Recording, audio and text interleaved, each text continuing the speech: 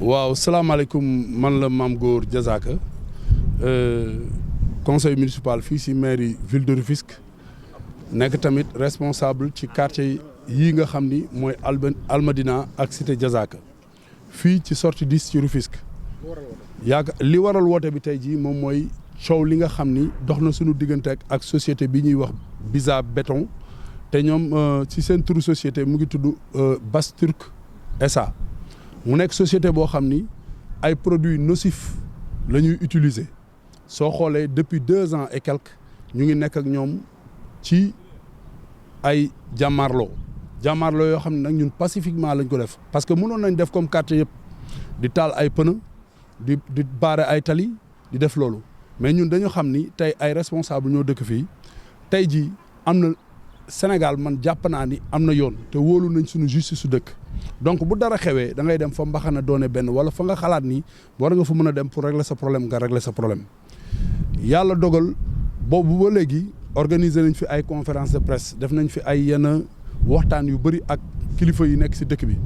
société bi nekk fii di polluer nit ñi centrale à béton installation classée warul mën a nekk dans un quartier tey jii fii ci dëkk bi ñu nekk nii am na ñoo xam ne dañu feebar amee asthme am na ñoo xam ne ñu ngi am tuberculose am na ñoo xam ne ñu ngi am pneumonie tey jii man mi di wax ak yow sama yaay bi ma jur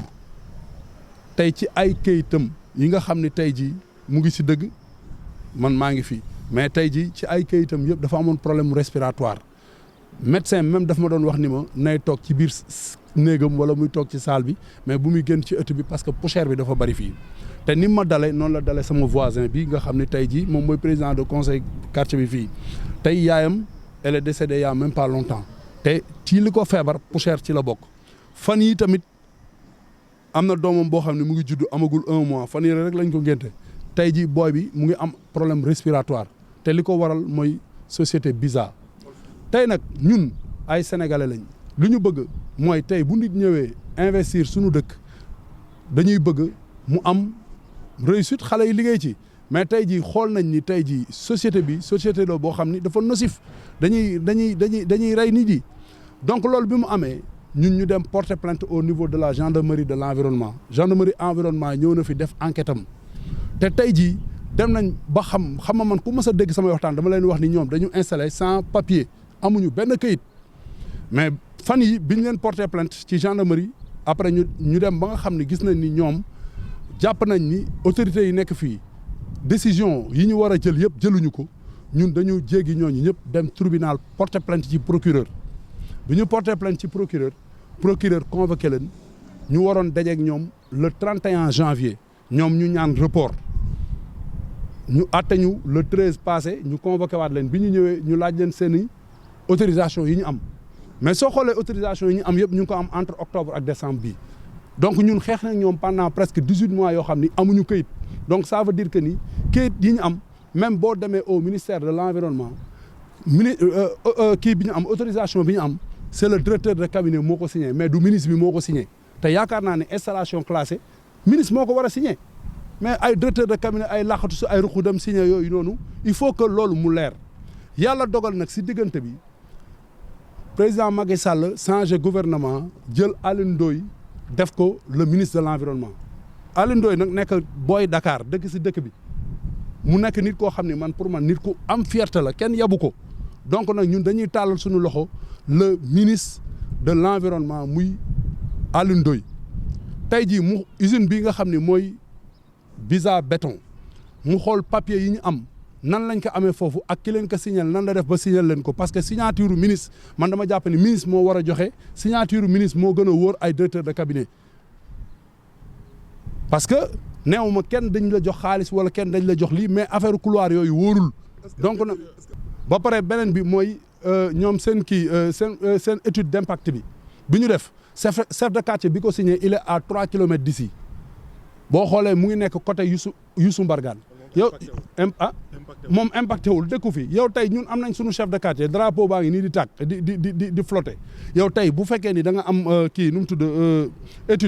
étude bi normalement waa quartier bi nga ko war a defal ñun la ñu war a ñëw toogal waxtaan ak ñun dem suñu kii mais chef de quartier bi ko signé il est à 3 kilomètres d'ici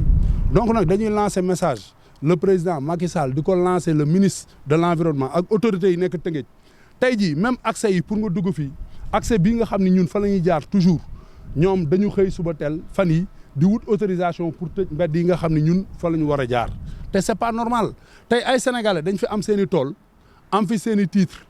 ñoom bu fekkee ni les autorités mu fi nekk muy le préfet le maire ñoom ñëpp laay wax ni ñu mën a demee ci sénégalais yi nekk fii am fi ay tool ni leen da ngeen di wàññi seen tool 10 mètres pour mu mën a am yoon pourquoi duñ ko imposer ñii nga xam ne ñoom tey jii nee nañ fii ñoom ñoo ko moom mais biñ ko jëndee yàggul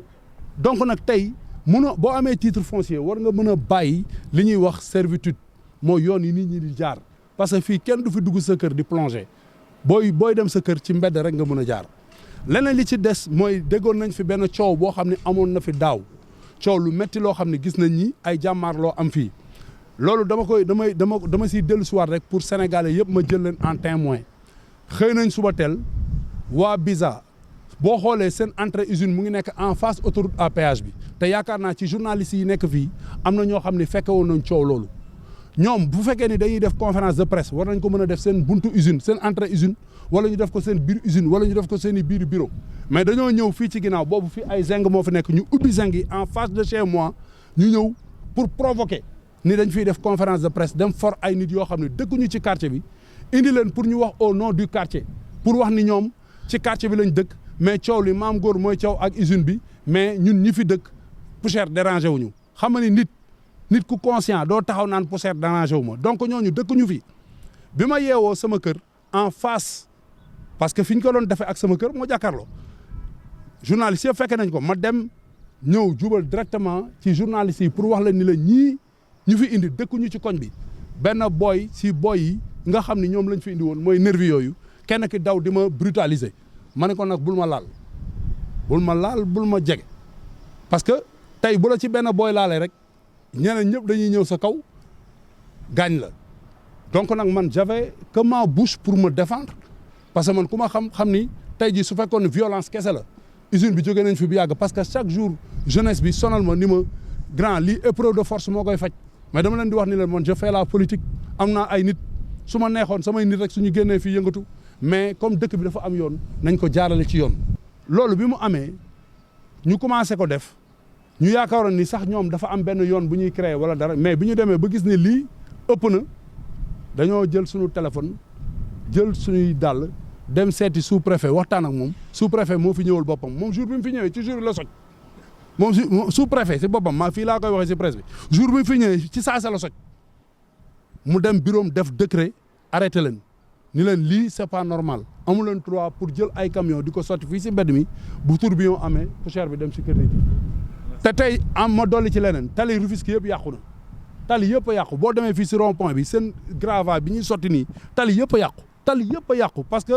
béton bi yenn saa yi day am luy échappé di wadd ci kaw tali bi bu échappé bu waddee tali bi day béton bi day wow bu woowee day mel ni mooy comme kii doodaan yooyu gars yi di defar noonu lay mel donc fii amatul benn tali bu baax à Rufisque donc nag ñu ngi lancé message état Sénégal dañ ñu jàppale ci lii nga xam ni franchement ñu ngi ñuy rey à petit feu. salaamaaleykum Mamadou Diagne laa tudd di porte-parole ci Cité Unis maanaam Almadina ak Cité Diazaka. Voilà. Bonjour tout le monde. Merci pour votre venue ici. Et je tiens à rappeler, comme je l'ai dit tantôt en wolof, le procès de Mame n'est que diversion par rapport à notre objectif qui consiste à déloger l'unité de production de Bissa vers les endroits dédiés. À l'heure actuelle où on se parle, on est en procès avec Bissa. Lors de leur plaidoirie, ils ont présenté des documents stipulant qu'ils ont le droit d'exercer leur production au sein de notre quartier. Et sur ce, je demande ces décisions-là, sur quelle étude d'impact ils se sont basés pour avoir cette attestation de conformité par rapport à l'environnement. Vu que l'absence d'audience publique remet en cause l'étude d'impact. Raison pour laquelle je me dis que le ministre actuel de l'Environnement n'était pas ici et c'est l'occasion pour lui d'œuvrer pour sa population. Parce que Bissa, comme j'ai eu à le dire récemment, n'est que catastrophe écologique par rapport à l'engagement du Sénégal sur le COP21 et les autres engagements qu'ils ont eu à faire sur le cadre de vie de la population sénégalaise. Ils ont eu à prendre des décisions révocables, je dis bien, hein, parce que même pas plus tard qu'hier, on a introduit une lettre de contestation par rapport au ministre de l'Environnement pour les décisions qui ont été prises et qui n'ont aucun rapport avec notre code de l'environnement. Soit nous allons subir cette pression venant de Basse-Turc, aidée par nos autorités, soit les autorités n'ont qu'à aider leur population. C'est tout ce que j'avais à dire et nous vous tenons informés de la suite du procès de Bissa envers les riverains. Une équipe sera sur place pour enquêter. Bon, c'est ce que notre avocat avait dit, que le tribunal devait contacter un expert pour au moins évaluer selon nous dit par rapport à la contestation de Bissa aussi. Mais je me dis que c'est pas la peine. Parce que le préfet, si l'engagement de faire cet arrêté pour dire que c'est nocif, c'est un expert. Rien que ce document-là peut servir pour l'expert de documents fiables pour au moins lutter contre ce fléau-là.